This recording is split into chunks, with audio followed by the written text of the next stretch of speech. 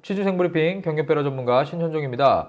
첫 직장을 단추에 비유해서 첫 단추를 잘 끼워라, 이런 조언을 상당히 많이 하는데요. 그 조언에 숨겨진 여러 이야기를 오늘 다뤄보려고 합니다. 가장 중요한 거는 우리가 경력을 계속 관리해 나가면서 경력이 이동해야 돼요. 어디로? 더 높은 곳으로. 그런데 경력을 이동하는 사다리를 끊어놨기 때문에 그 사다리를 찾을 수 없어서 보통 첫 단추를 잘 끼워라, 이런 얘기를 많이 하거든요. 그런데 이게 사실 뭐 라떼 마리아처럼 정말 옛날에 있었던 이야기가 계속 오는 거거든요. 하나씩 짚어드리도록 할게요. 일단 최근에 나온 기사를 제가 하나 보니까요. 청년 10명 중에 6명은 사실상 취업 포기다. 내부를 자세히 들여다보니까요.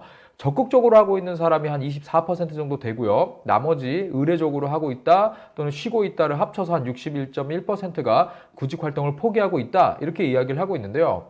파란색으로 칠해져 있는 보면은요, 의례적으로 하고 있다가 37.4%군요. 이분들은 포기한 게 아니고요. 취업 구직 활동을 하는데 채용 공고가 적절한 게 없기 때문에 기다리는 분들이거든요, 사실은. 자, 이쪽에 있는 분들이 사실은 첫 단추를 잘 끼우기 위해서 이거저것 재는 분들이다, 이렇게 볼 수가 있죠. 자, 여기에 있는 분들이 구직을 망설이는 이유는 첫 단추를 잘 끼워야 된다는 조언 때문에 나도 당연히 안정적인 직장에서 대우를 좀 잘 받는 곳에서 직장 생활을 시작하고 싶어. 자, 여기에 대한 니즈가 있기 때문에 아무 회사나 갈 수가 없는 거죠. 자, 한번 생각해 봅시다. 아마 제 방송을 보시는 분들이 대부분 취업을 지금 준비하는 분들일 텐데, 만약에 내가 여러 회사에 지원했는데 최종 합격 연락이 왔어요. 딱 문자가 왔습니다. 최종 합격 축하합니다 하면서 뭐 가족이 되신 거를 뭐 축하합니다, 웰컴 어보드 하면서 이제 뭐 신체 검사 안내 이런 게 문자가 와요. 그러면 이야 좋은 거 한 5초에서 10초 이 정도 딱 좋아요. 그 다음에 근데 내가 이 회사 갈까?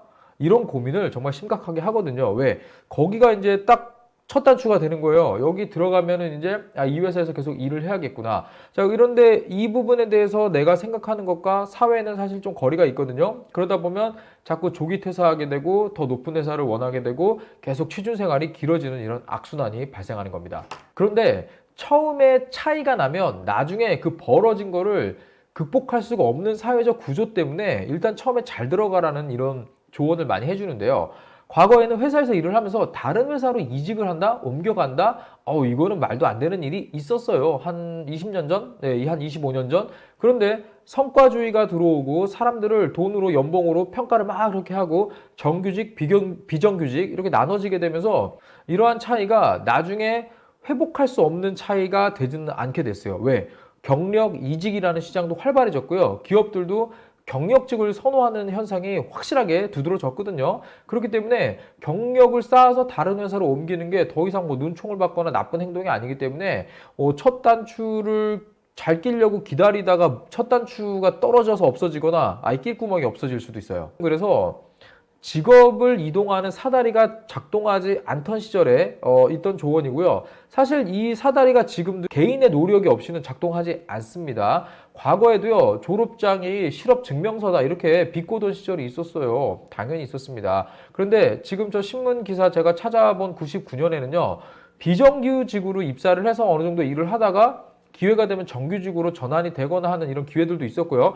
비정규직으로 들어간다 하더라도 뭐 자르거나 이러지 않기 때문에 거기서 경력을 쌓아서 경력직으로 이동하는 사례들도 상당히 많았습니다. 그런데 지금 2년 근무하고 나면 더 이상 일할 수 없죠. 자, 여기가 바로 사다리를 끌어놓은 부분이죠. 이러다 보니까 한번 비정규직으로 시작을 하면 계속 비정규직의 사이클로 돌다가 결국 나중에는 갈 데가 없어진다. 즉 반전은 없다. 초년생 시절에 경력 관리를 잘 해야 된다라는 의미로 보통 받아들여지는 부분이라고 볼 수가 있거든요.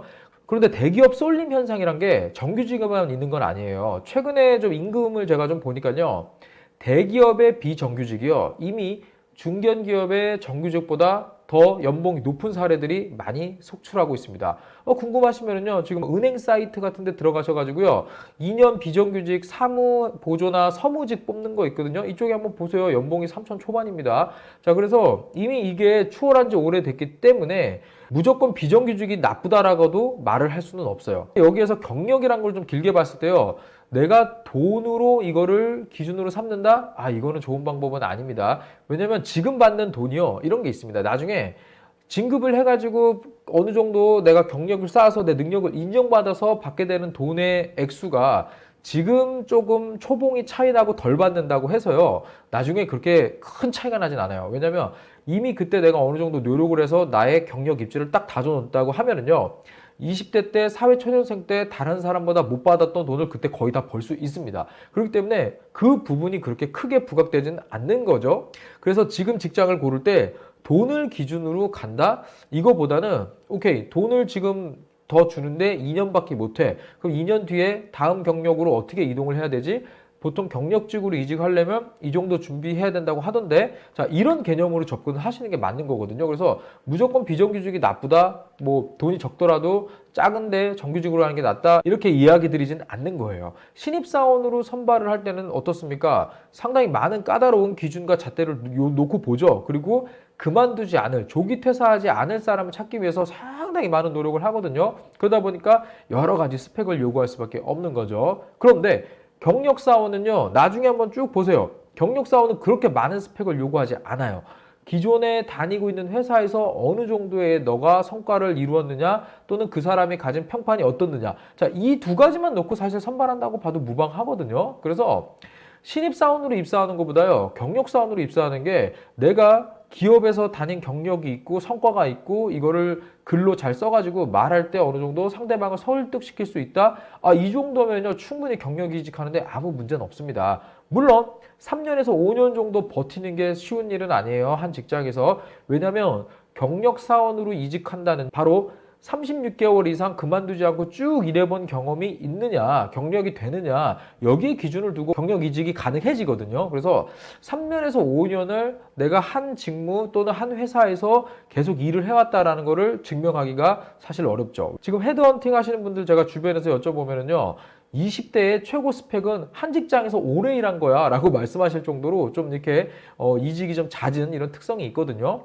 그래서 일을 하다 보면은 내가 중소기업에 들어왔어요, 나쁘지 않은 것 같아. 주변에서 가만히 안 있죠. 공무원 준비 한번 해서 다시 해볼까? 공무원 또 준비했다가 잘 안 되면 공기업이 열린 채용이라던데 갔다가 또 다시 중소기업 들어오고 이렇게 돌거든요. 자, 이러면 안 된다라는 거예요. 자, 인생의 경력 관리는요 사실 리스크입니다. 우리가 왜 금융도 리스크 테이킹 한다고 하잖아요. 내 경력에 리스크가 뭔지 보고 받아들이는 게 필요하거든요. 자, 상실할 가능성이 바로 우리가 리스크라고 하는데, 이거를 경력 관리의 관점에서 볼 때는요, 무언가 얻을 수 있는 기회라고 생각을 하셔야 돼요. 리스크를 테이크 했으니까 기회가 오겠죠. 자, 위기라는 단어에서 기자가 기회할 때 기자랑 같은 뜻이거든요. 그래서 여기서 리스크라는 거는요, 내가 나중에 이쪽 분야의 일을 잘해서 경력을 쌓아서 충분히 괜찮은 수준의 경제활동을 할 수 있다, 자본화할 수 있다, 이게 바로 내가 원하는 건데, 이거를 할 수 있는 기회를 잃어버리는 게 리스크라는 거예요. 그래서 내가 회사에서 한 10년, 15년 열심히 일하고 투자했는데